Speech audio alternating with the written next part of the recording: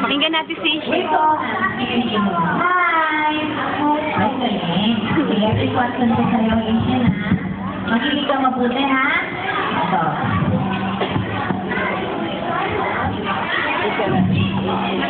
Sandali na.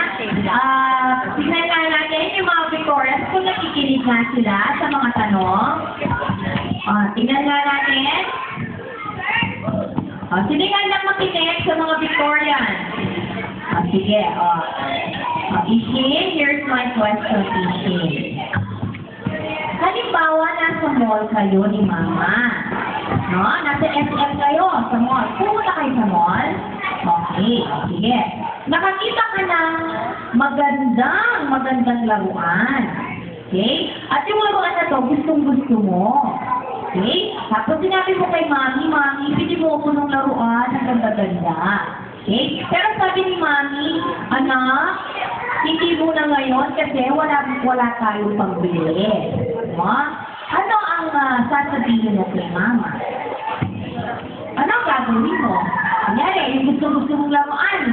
Gusto-gusto mo siya. Gusto mo siyang bilhin. Kaya lang, sabi ni Mama, hindi mo na ngayon.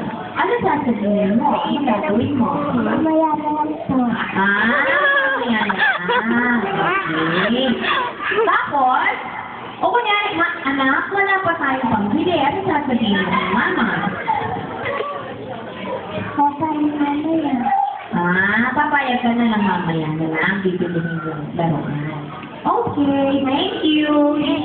Yay!